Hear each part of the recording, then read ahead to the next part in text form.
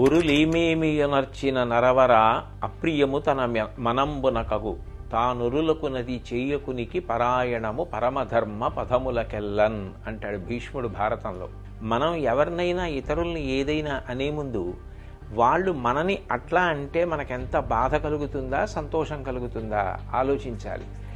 మనం ఎవరికైనా ఏదైనా చేసే ముందు వాళ్ళు మనకి అట్లాంటి పని చేస్తే ఎట్లా ఉంటుంది అన్నది ఆలోచించుకోవాలి.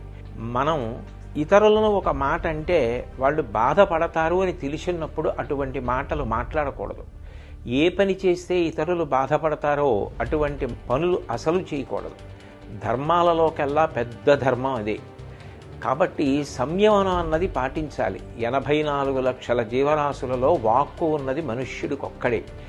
ఆ మనుష్యుడు తన వాక్కుని 10 మంది శాంతి కోసం సంతోషం కోసం వాడాలి తప్ప ఇతరుల మనసులు గాయపడడానికి మాటని వాడకూడదు. ఈ విషయాలు దృష్టిలో పెట్టుకుని మనందరం కూడా సోషల్ మీడియాని సక్రమంగా వాడుకుందాం తప్ప ఇతరుల యొక్క మనసులు బాధపడేటట్టుగా ప్రత్యేకించి కుటుంబ సభ్యుల్ని మహిళలని ఉద్దేశించి అసభ్యకరమైన పోస్టులు పెట్టకుండా మనని మనం నియంత్రించుకుని సభ్యతా సంస్కారాల్ని చాటిచెప్పాలి.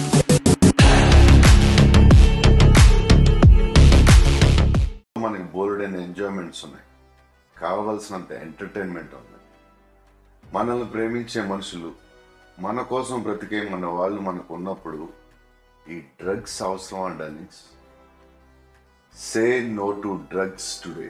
మీకు తెలిసిన వాళ్ళు ఎవరైనా డ్రగ్స్కి బానిసలైతే ఈరోజు ఈ టోల్ ఫ్రీ నెంబర్కి కాల్ చేయండి. వారు పూర్తిగా కోలుకునే విధంగా తెలంగాణ ప్రభుత్వం చర్యలు చేపడుతుంది. సోషల్ మీడియాలో లైక్స్ కోసం, వ్యూస్ కోసం ఫాల్స్ న్యూస్ని స్ప్రెడ్ చేయకండి. ఇవన్నీ కాదని వ్యూస్ కోసం ఇంకొకరిని న్యూస్ చేయకండి. అసత్య ప్రచారాలకు దూరంగా ఉందాం. సామాజిక బాధ్యత వహిద్దాం. నమస్తే, నేను మీ అడ్విసేజ్. ఏమవుతుందిలే అని ఒక అమ్మాయి పోస్ట్ కింద మనం బ్యాడ్ కామెంట్స్ పెడితే వాటిని చదివి వాళ్ళు చాలా డిస్టర్బ్ అవుతారు. ఏం కాదులే అని మనం ఫేక్ న్యూస్ని షేర్ చేసినా అదే నిజం అని చాలా మంది జనం అనుకుంటారు. సో కాస్త ఆలోచిద్దాం, బాధ్యతగా ఉందాం. ఫేక్ న్యూస్ షేర్ చేయొద్దు, బ్యాడ్ కామెంట్స్ పెట్టద్దు. పోస్ట్ నో ఈవిల్, చెడుని పోస్ట్ చేయొద్దు.